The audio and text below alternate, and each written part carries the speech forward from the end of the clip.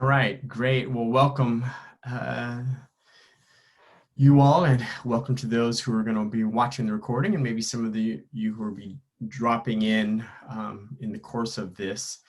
We are in week 4, so time flies when we're having fun. And tonight's talk is about stakeholder identification and the strengths, weaknesses, opportunities, and threats tool that I'll be introducing and hopefully having you do. And just wanted to let you know, for those who took the LDRS 321 class and you've uploaded your performance analysis, thank you. Again, while you're not bound by that signature assignment for this course, I wanted to see what competencies we're building upon, right? So in some ways, I'm hoping that you're also adding not only the analysis, you're also adding the memo that you wrote that accompanied the analysis. So I can see as well, how are you introducing your work to others? Because in a lot of ways, that's what you'll be doing in this course, is that the executive summary is almost like an introduction memo to your strategic plan. We're not actually writing a full strategic plan. We're actually writing as if the strategic plan has been completed. And so the executive summary is, in fact, a memo, if you will, that talks about the entire thing. The other thing I guess I want to share is that just as a reminder, you can easily, I think, get full points in the discussion for not only commenting on the questions that I pose, ideally by Thursday so others can read it. You also will get the full points when you respond to a colleague's or a couple colleagues' responses. So if you receive 2 points in any discussion, it's usually because you didn't respond to a colleague. And so you can go back as well. And if I don't change that, go ahead and send me a note saying, I did respond to a colleague and you maybe didn't see it. And so, or give me feedback as to why I only got 2 of the full 3 points.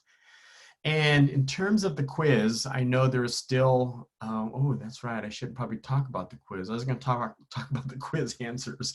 But for some, the quiz isn't due until later tonight. So just to make a note that there are some questions that were missed as a result of, even though I gave you a specific answer in the last lecture and on like the second slide, and some people still missed it. And some of that may be that you didn't participate in the lecture when you took the quiz or look at the lecture, and on and on. So just really take a look at the lecture. So again, tonight I am going to go a little bit further in the strategic planning process. So I'm going to often present many ways to understand the strategic planning process, as well as the strategic plan itself.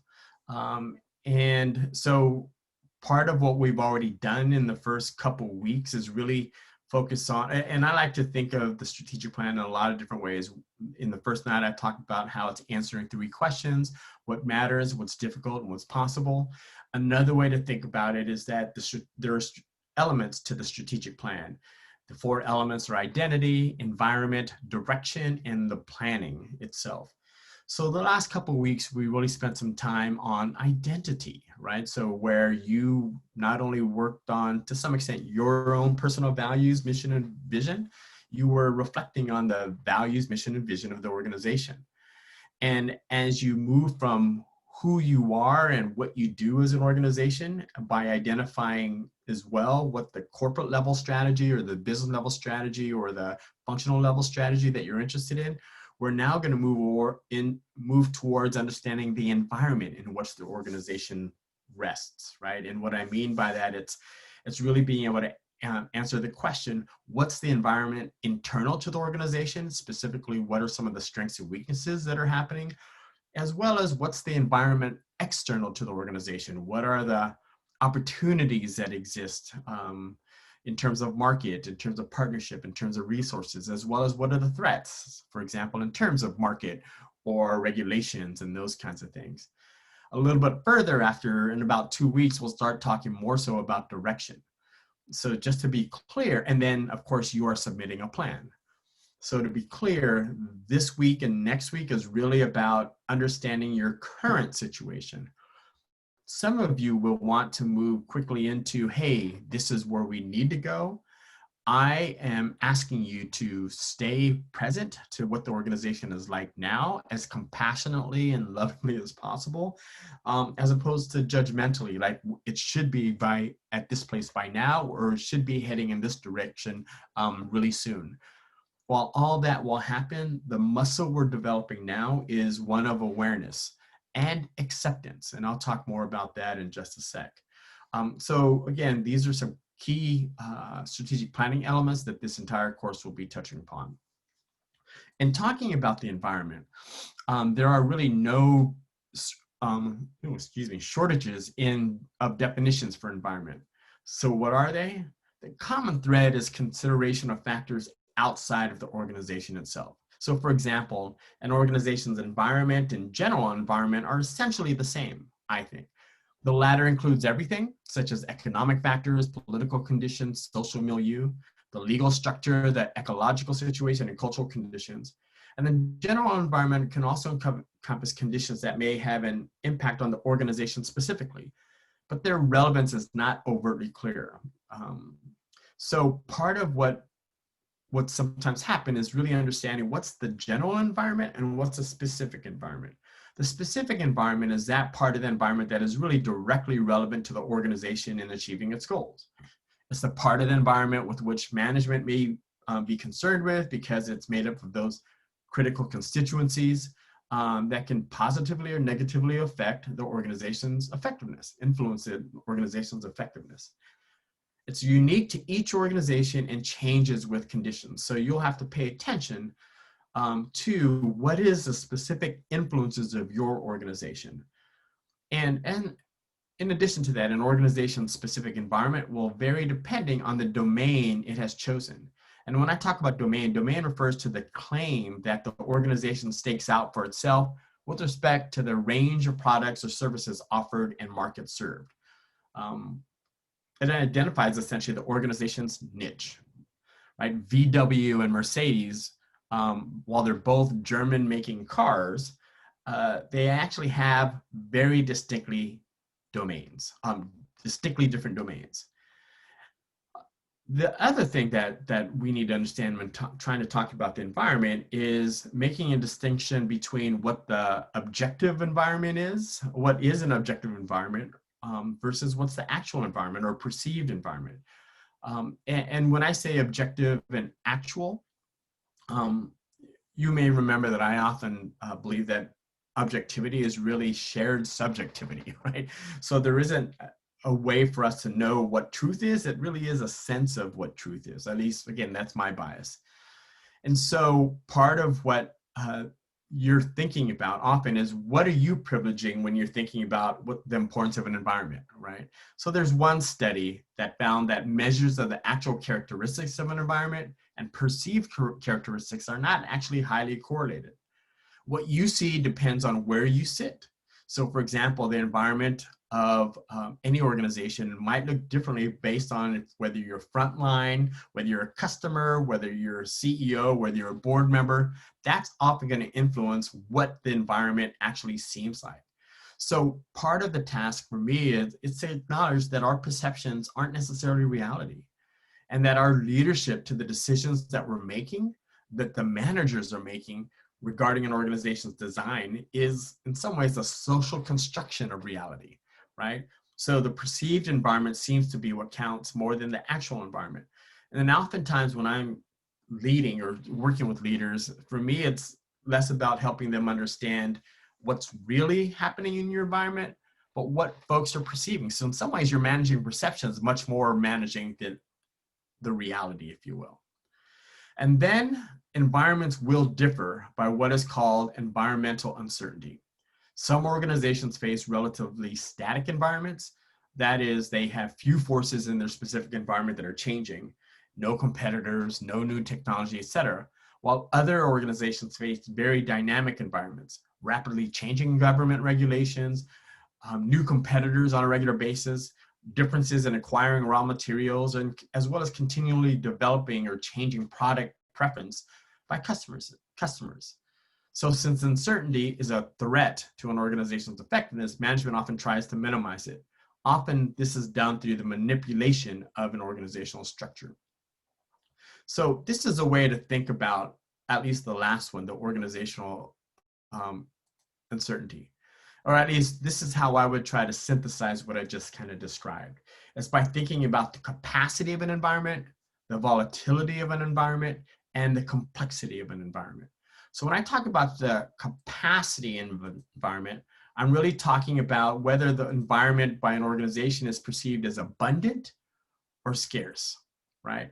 So when I going a little bit further, it's really thinking about whether the environment refers to the degree, actually the capacity of environment refers to the degree to which it can support growth. So again, an abundant capacity leaves room for an organization to make mistakes, while a scarce capacity doesn't.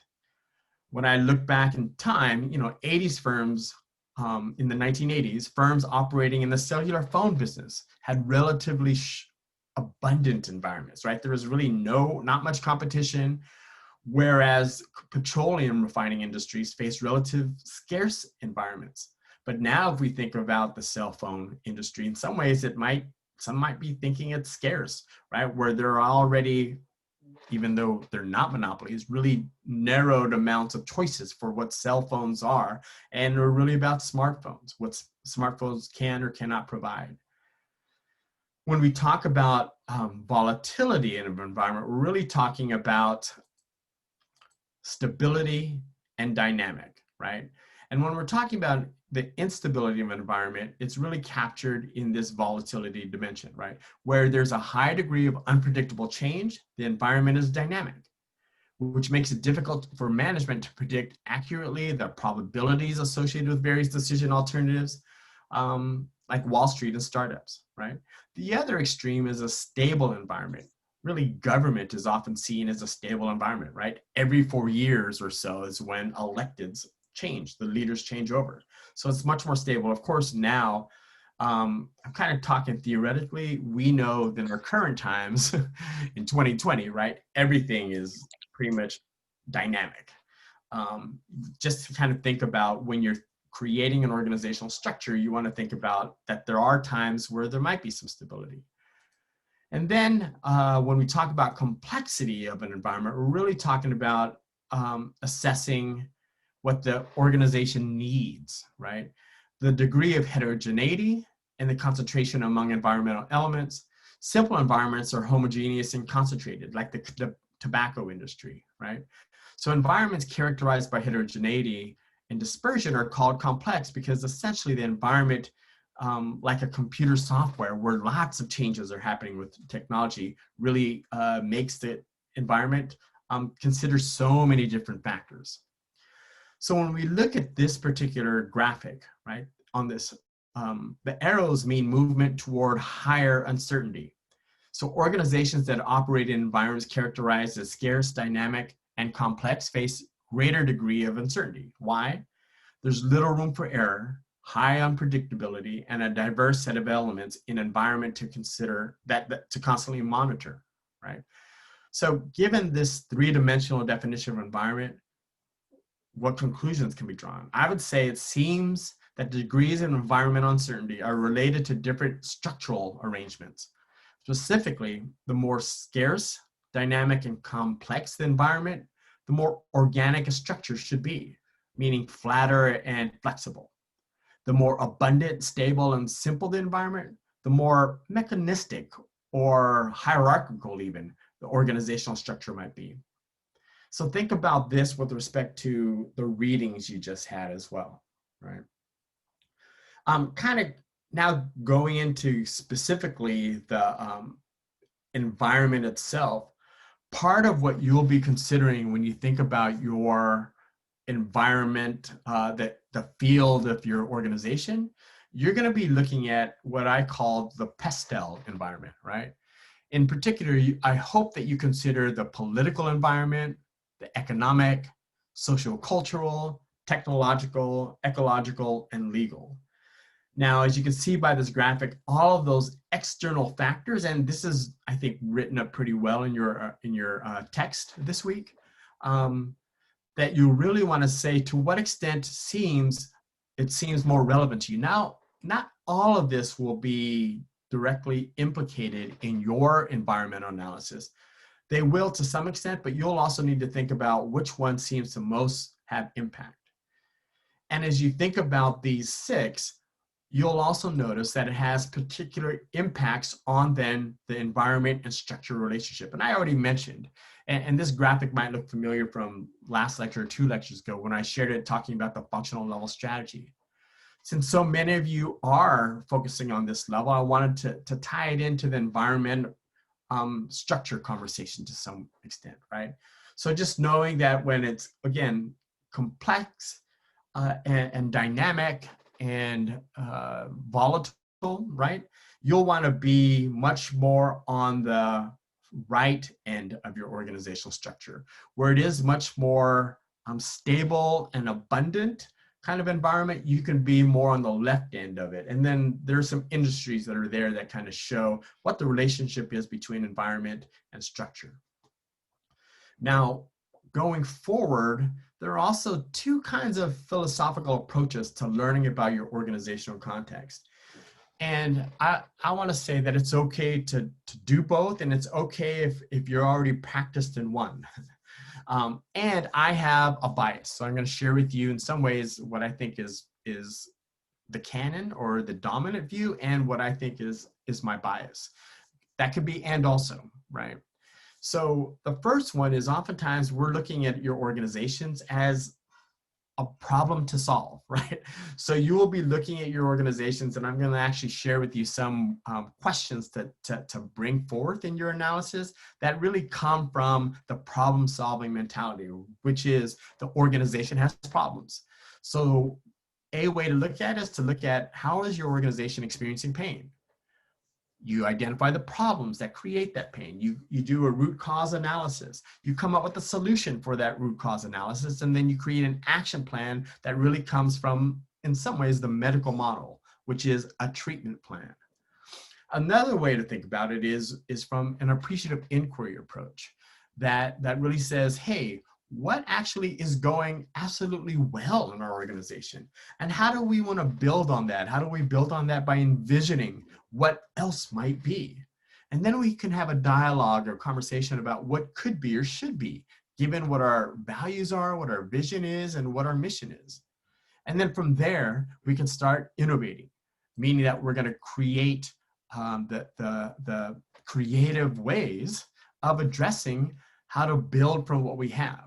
And this is really seeing the organization not as problems, but seeing the organization as its own solution, right? And a cycle of that inquiry sort of looks like this, right? It's called the 4 Ds of appreciative inquiry: discovery, dream, design, and destiny. I'm not going to spend a lot of time on this, but you'll see in this 4-step cycle, that's one of the ways you may be approaching your organization as you kind of take a look at the data for this week. Very closely related to this is what's considered design thinking or human-centered design. It's all action research from my point of view. And what I'm also asking you to reflect on is that sometimes we don't know what our inquiry is about. So even this task of saying, are you approaching from a corporate level, business level, or functional level strategy? In design thinking, that's actually premature. You actually want to first have a conversation with people and empathize with what their experience is. What are you experiencing in terms of what's going well, what's not going so well, what you think are your values that are manifesting in the organization, what do you think you're working towards in terms of mission, why, and what, as well as what do you want to accomplish together, and really empathize. And so that's the research portion of this. And then from that empathizing, what I often call with my clients a listening campaign, is you start to define what's going on and accept what's going on. And from there, you can then ideate. And that's setting the direction for your organization. And you can prototype and then test it. And that's what the planning really involves. So this is the crux, if you will, of design thinking or human-centered design, if you've heard of that methodology.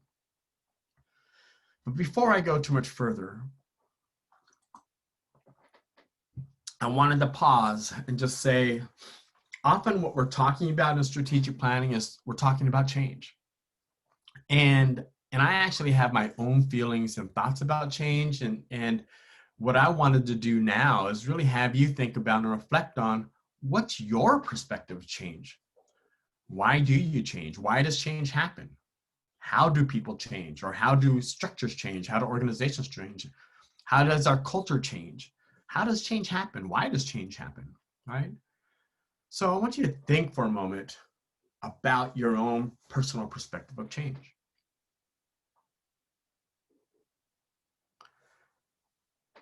As you think about that, and I know there are those live on today, we're not going to get into maybe what your thoughts and reflections are of change, but I want you to think about how does your perspective of change maybe connect or resonate with your organization's perspective of change, right? And in some ways, some organizations resist change and some are all about change.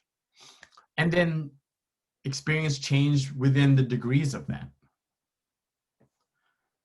And one of the things I want to offer is actually what's called the Wheel of Change by Robert Gass, where he says when we're talking about change, really there are three main things that we want to focus on: hearts and minds of individuals and groups and teams and cultures, the behavior of people, and the structures of people.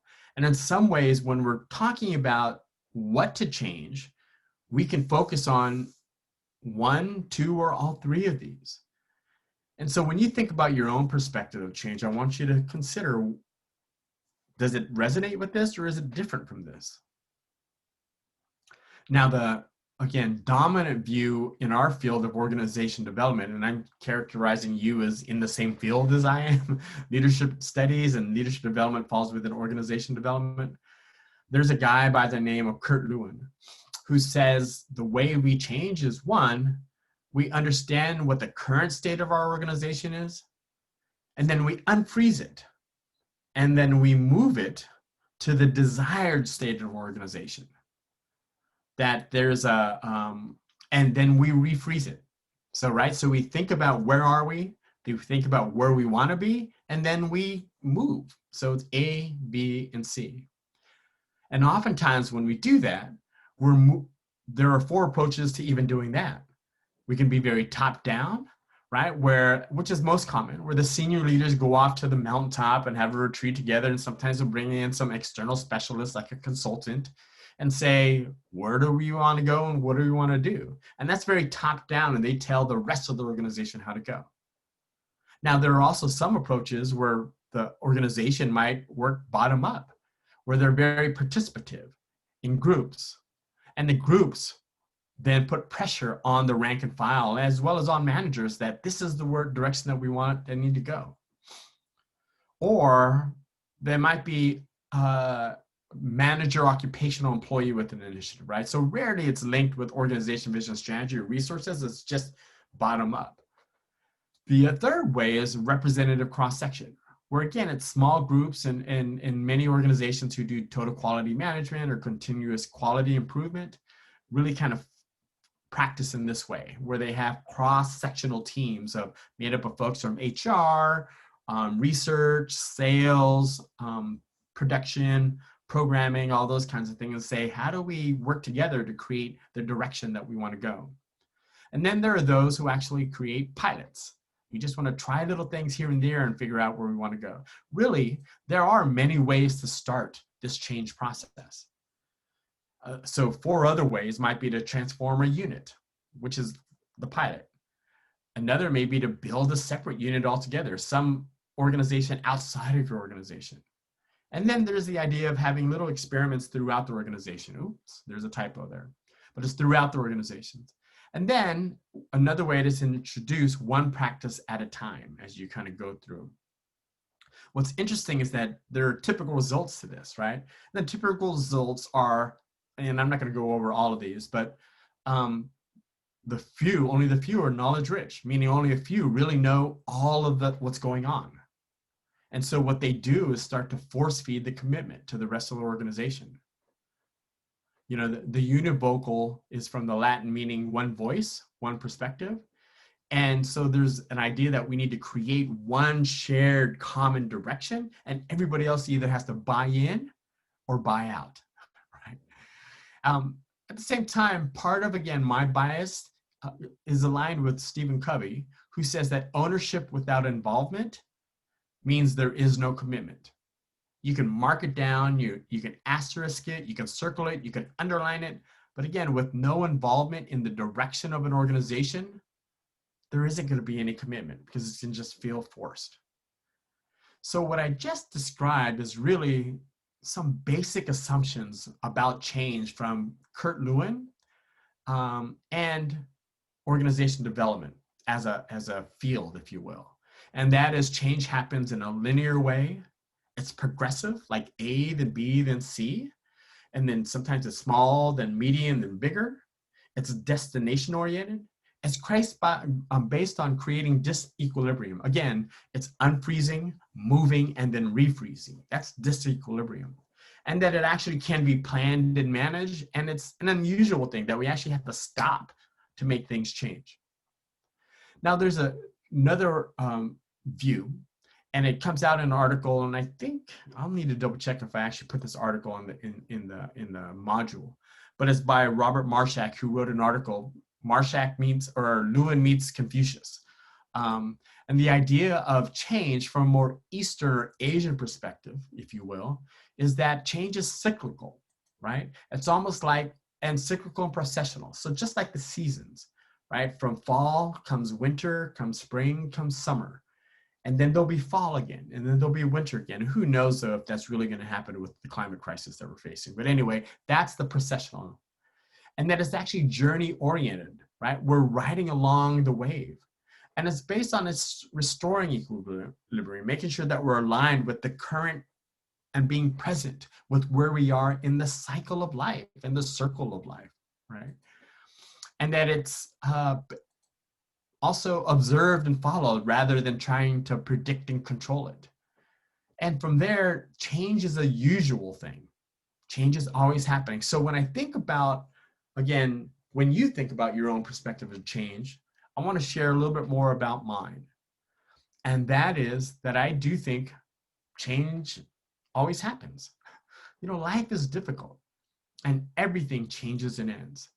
And I believe in impermanence. Nothing stays the same. And so part of my accepting that kind of change is actually accepting that the world is the way it is, that it's glorious and it's wretched, that there are some good things and there's some bad things. And that when we're working along change, that things will actually not always go according to plan. So part of what we need to do, I think, is learn to embrace the predicaments without trying to control the outcomes. So again, this graphic shows what people think change looks like. And then this is what it really looks like, right? It's really a squiggly, we go up and down, it's quite oscillating, and sometimes it's grooving, sometimes it's diverging, sometimes it's converging. And then when we think about change, it's often really considering that there are lots of possibilities. And then even within that, right, life isn't always fair.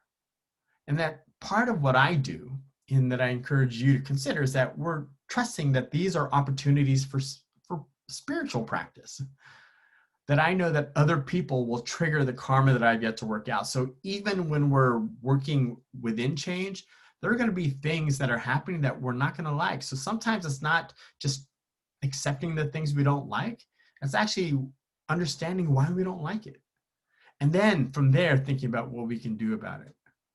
And then in some ways, I think change management and change leadership is a misnomer, but really it's much more about having a relationship with change.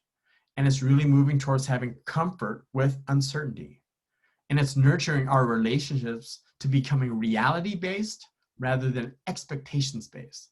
So again, as you move into observing and experiencing your organization and capturing what are the strengths, weaknesses, opportunities, and threats, I'm hoping that it's based on what's actually occurring, not how you want it to occur or how you believe you need it to occur. I'd rather you understand your organization based in reality rather than based on expectations. And so how do we do that? Well, the way I think about it is I understand change is an inquiry cycle, right? And its simplest, it's what Paulo Freire calls praxis. And praxis is really reflection of both theory and action. So when we're talking about reflection and we're thinking about theory, the theory for me is, why do we do things? What's the intention and what's the explanation? Why are we doing this? It's, again, vision, mission, and purpose. Why did we allocate this many people to this, or allocate this much money to that? Or why are we doing this kind of program to reach this kind of vision? It's really understanding the theory of change, the theory of the organization. The action is understanding the how, your conduct. What are the activities that you're doing? What are the behaviors? And the reflection is the what for me.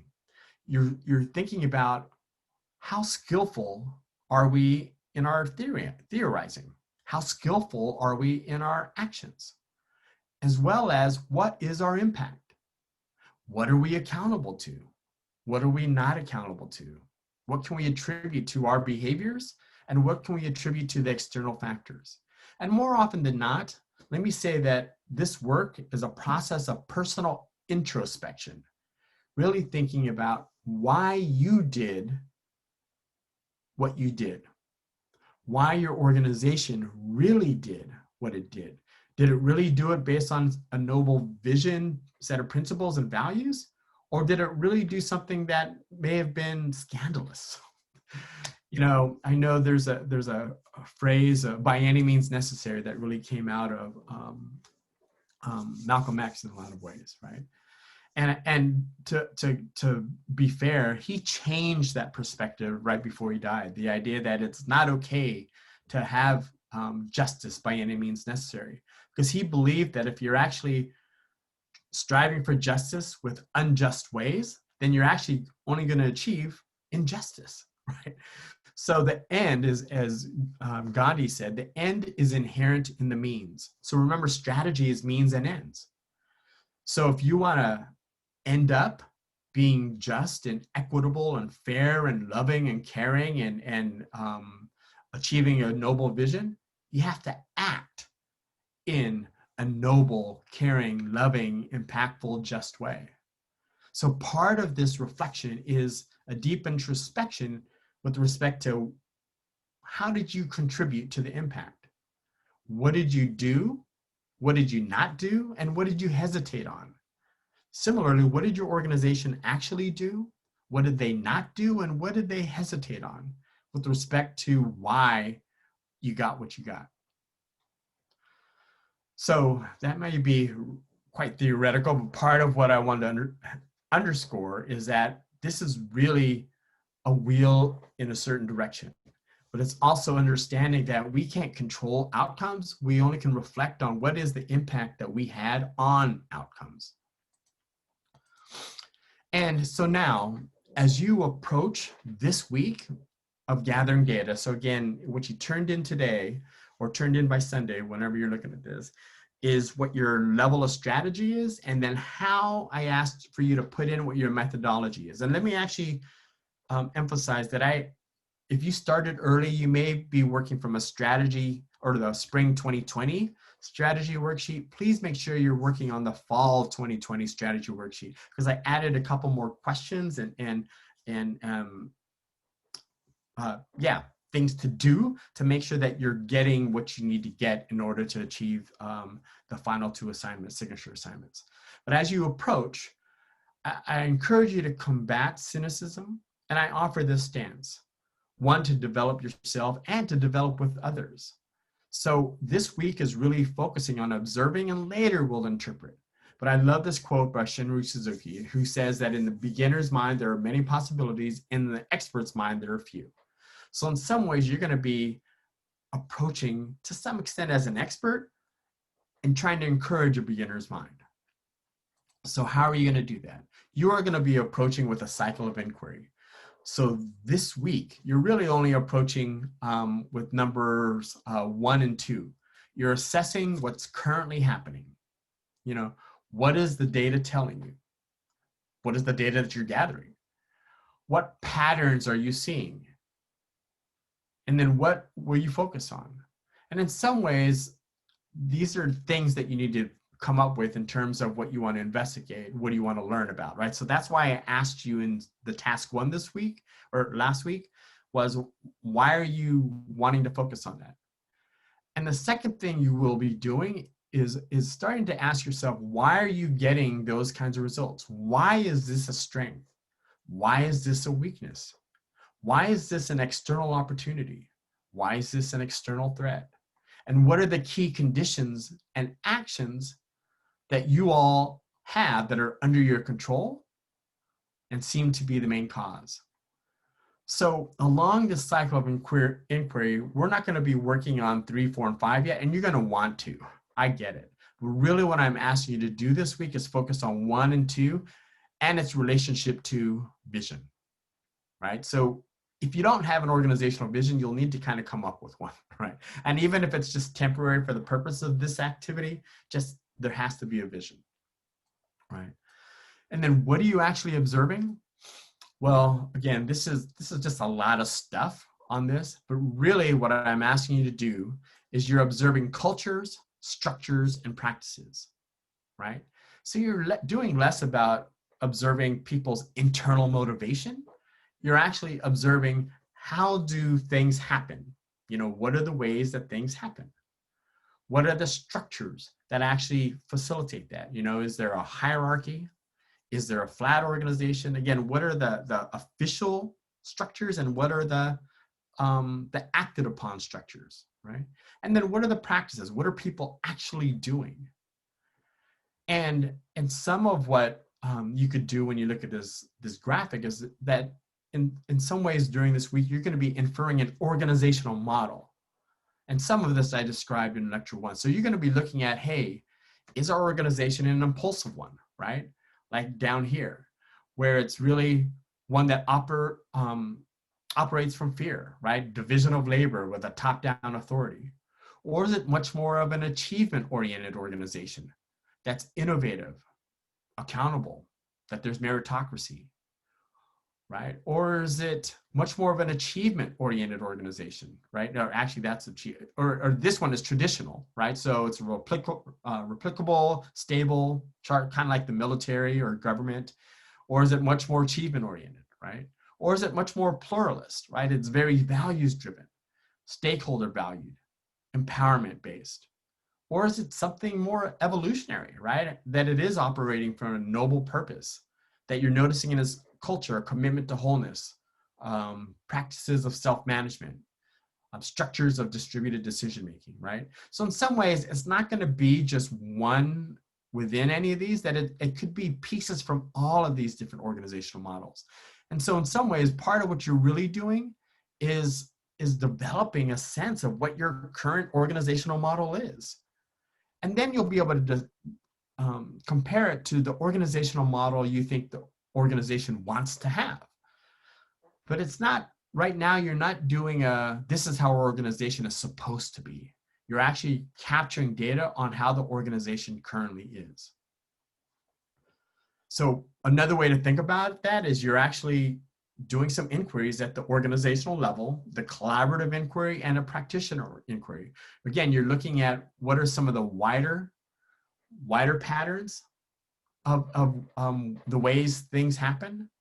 You're also looking at changes across multiple departments or programs, and you're also looking at one's own practice. How do individual people interact? And then what you're going to do in the strategy worksheet this week is you're going to fill in a SWOT matrix that looks like this, and then paste it onto your strategy worksheet. You're going to capture what are the internal strengths and weaknesses and the external opportunities and threats, right? So here's the thing I want to say about SWOT. SWOT is a framework that's helpful, and it's often used within most organizations. Important cautions need to be offered, though, about the SWOT and the SWOT analysis, however. First, in laying out each of the 4 elements of SWOT, internal and external factors should not be confused with each other. It's important not to list strengths as opportunities, for example. If executives are succeed at matching internal and external concerns during the idea generation process, one of the mistakes that I often see is that people will list opportunities as things you could do internally.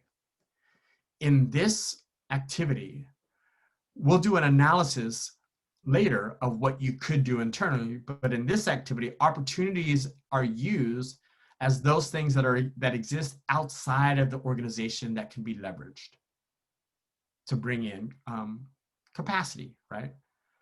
And another thing I want to say is that the SWOT is actually best viewed as a brainstorming technique, often for generating creative ideas, not as a rigorous method all the time for selecting strategies or assuming that these are truths.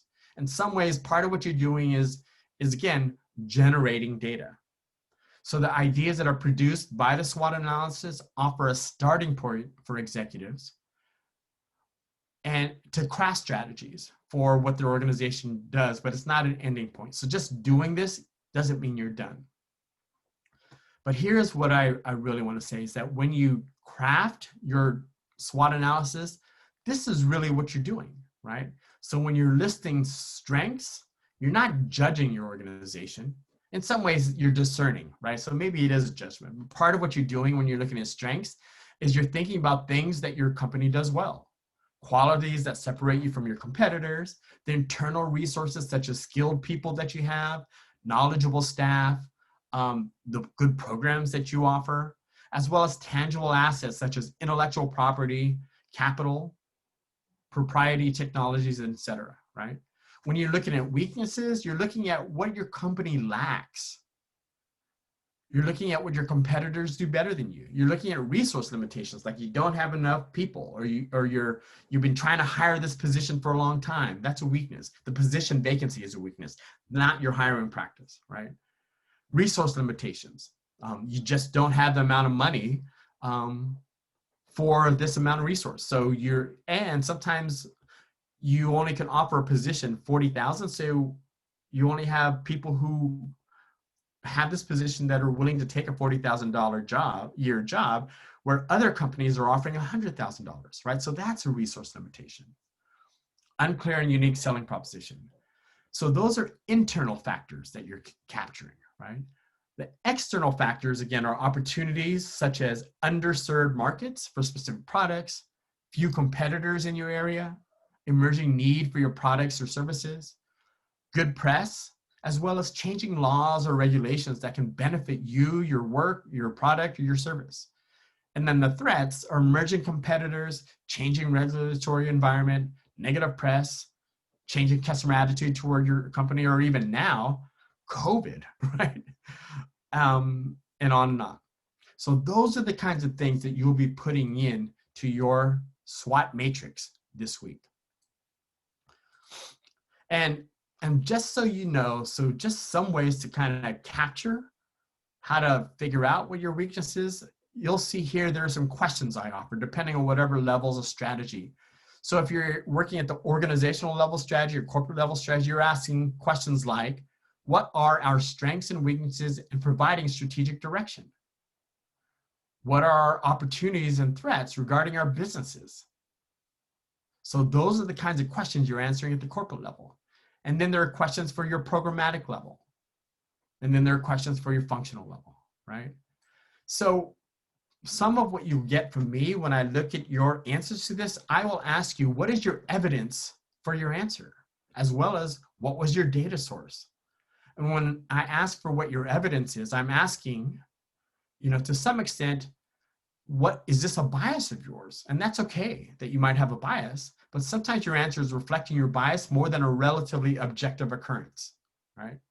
So with whom are you sharing this observation? Who's saying that this is a strength? Who is saying that this is a weakness? This is opportunity, and this is a threat. And then I'm also going to ask, what's your data source? Is it coming from interviews? Is it coming from surveys? Is it coming from management? Is it coming from the front line? Is it coming from customers? Is it from your own experience? And is it from your own experience through immersion, through observation, through studying documents? That's going to be important to know as you kind of place your SWOT. Now, again, how you approach this, you may want to actually just approach by beginning with yourself or your small group of folks who are leading this work. Ask yourself, what do you already know? What do you already believe about your strengths, weaknesses, opportunities, and threats?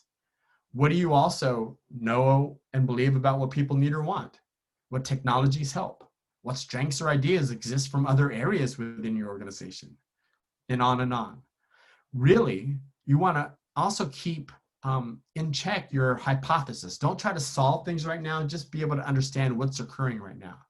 And then check your bias. And again, bias is okay, but it's really important to kind of know, is this my bias or is this more objective data?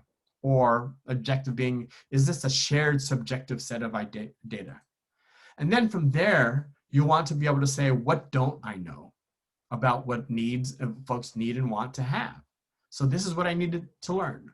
Do I know what constituents do, think, and feel? Do I know what they value? Do I know what the constituents' future needs might be? And what supports and challenges to their implementation exist? So as you think about gathering data, what I often like to do is encourage people to think in thirds, right? You might want to think of thirds in terms of those who have a lot to say about what's working, another third who might have a lot to say about what's not working, and then choose a third that kind of somewhere fall in between, who may represent more average folks who can talk about what's working and what could change. And so as you think about choosing your approach, know that it's okay, and you're not really going to have a lot of time though in this course, but this is to think about for when you do strategic planning in the future. I often do individual interviews, group interviews, and surveys. And then sometimes I will do what I call context immersion. I will hang out with an organization. And right now it's not happening because of COVID, but with some organizations, I will hang out and just observe what's it like to be in the organization. I will sit in on meetings. I will sit in on decisions. I'll sit in during production or service delivery or whatever they do. I'll also document what else I think is going on for me in terms of what I've observed. Sometimes I'll do review documents. I'm often reading their last annual report or their last strategic plan to be able to get how they understand what they're doing and where they want to go. And from that, then I will get stories, observations, a deeper understanding of their needs, supports, barriers, and constraints. Now, you're not going to do this slide this week. In the next week, you will start, and so again, I'm sharing this just to give you a preview, and you'll probably see this exact same slide again next week. But you're capturing what exists. But from there, we will start making meaning of the data by identifying patterns, finding themes, creating some frameworks. You'll be doing some of that this week, but really we'll be doing it more next week. This week, it's all about capturing data. And then from that, you'll be able to make meaning of the data towards saying, what then are the emerging strategic priorities? And then you can start making propositions. What do you think is most important? What do you think is necessary in order to carry those priorities out? What are some of the incentives that might need to exist personally, organizationally, as well as with the constituents? So this week in the strategy worksheet, what you're really focusing again is on the SWOT, meaning you're populating the matrix, and then answering some initial reflective questions that I pose in the strategy worksheet. Now, I made a mistake in the slide last week that said that you didn't need to turn in task 1 until next week. I'd actually like you to turn it in this week, but again, if you're going by what I put in the slide next week, that's fine. Just know that next week, you'll be doing 2 things then, right? You'll be telling me what your strategy is and answering some questions about that strategy, levels of strategy, and then your SWOT and initial reflections. The following week as well, we'll start doing a deeper analysis of the data and then start to pull together emerging strategic priorities. The week after that, we'll start doing what I call a capability assessment, like what are you able to actually do given your current resources that you might need to develop, and resources that you might need to acquire. And then how do you plan a pipeline for that? And that'll be due October 4th.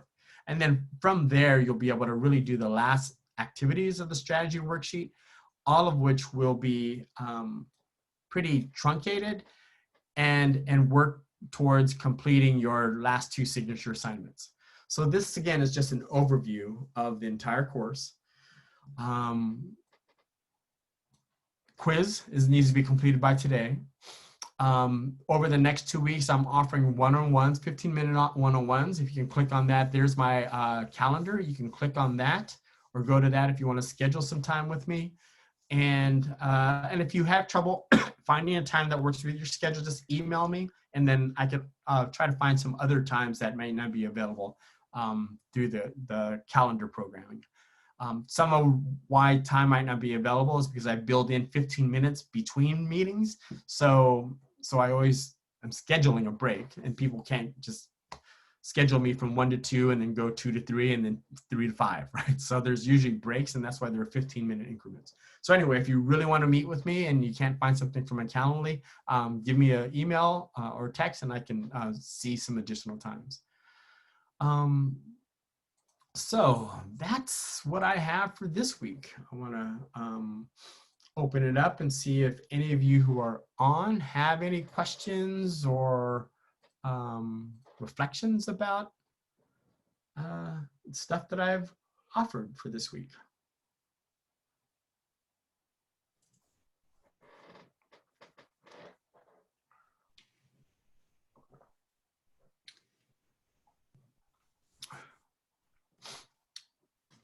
I mean, I don't have questions specific. I think I'm a little bit confused with the meetings that we're going to set up. So I know we turned in task 1, kind of talked about the gap analysis or whatever analysis we did in the last class. Mm-hmm. Kind of just like an extension. Is that what I'm thinking about, right? Or are we doing something completely different? It's an extension. In some ways, it's broader. You're going broader. So while you did a performance analysis, this is actually doing an analysis of not only performance, you're also doing an analysis of structure and culture. Okay. Yeah. And then the one-on-ones that I'm offering, again, they're optional. It's opportunity for folks to get feedback, give me feedback, and then talk about whatever else you want to talk about, really. Yeah, because that was the one thing. I just want to make sure whatever my project is, it's set up correctly. Mm-hmm. I was worried I wasn't thinking about it the right way.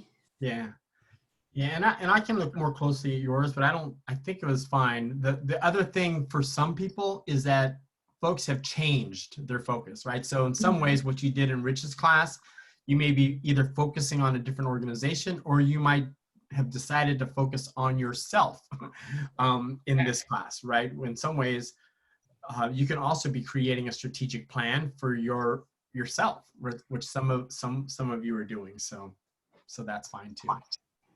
Yeah, I've definitely been trying to keep it to the overall leadership plan, and so I chose to do something with the company that I work for, and I'm lucky because I get to touch everything there. That looks like it. Right on. Yeah, so it works out with whatever I need to do. Mm-hmm. Good. James or Mahiri, do you all have any questions or comments or even feedback for how things are going? I know you had said in terms of, sorry, when you had the diagram, you had talked about how governments are generally considered pretty stable. Yep. Do you still think that's the case right now with COVID, and especially like in the CSU system where the budgets have been cut by so much? Because part of my project is to move more towards the flat organization structure and the decentralized decision making in a sense, but I don't think that they're as stable as they used to be. Right.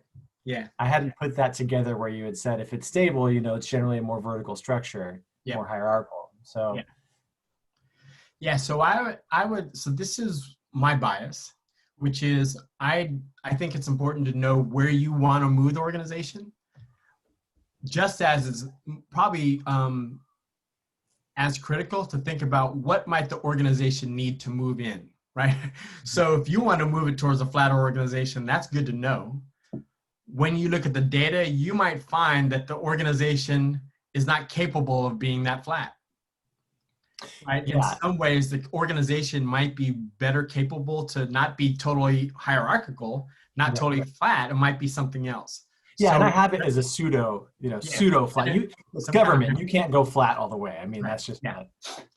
Yeah, but even the idea of decision making, right? So oftentimes what I hear in working with public entities is they'd like greater decentralized decision making, right?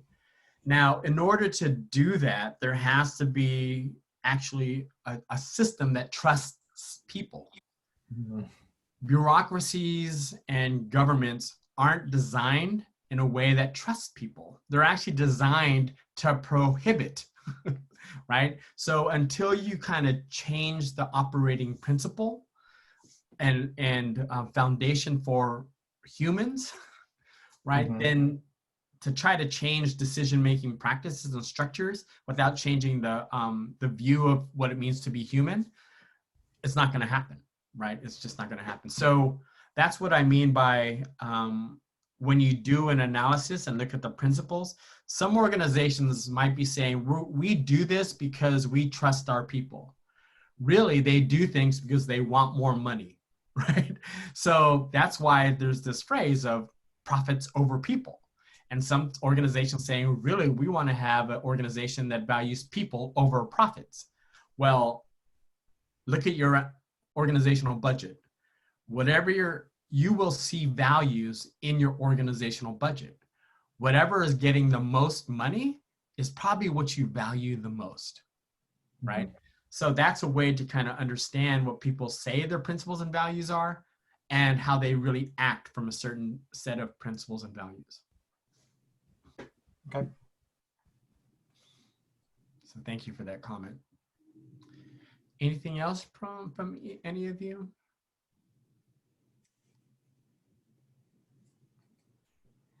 All right. Well, I thank you for at least some of you showing up, and I know this is a different time, and part of this is Crystal's fault, and but at the same time, we may monitor and change this. Did you have something up here? No, I was laughing. I'm sorry. I thought you blamed Crystal. Yeah. Well, she was the one who said, you know, I'm East Coast time, all right? So you all Oh, need to go a wow. little bit earlier, right? So, Oh yeah, it's dark out here. I left tacos early to be here. I'm gonna be here since it's earlier. So yeah, right on. Yeah, so it still may vary. We may still bounce back and forth. But again, this time it worked out for me because I'm much more into the Raiders than the 49ers. So my Raiders won. I'm not really, I don't mind catching up on the 49ers later. All right. So yeah, if there isn't anything else, thank you very much for joining me. And hopefully whatever I shared may benefit you in your work going forward. Take care. thank you. Professor.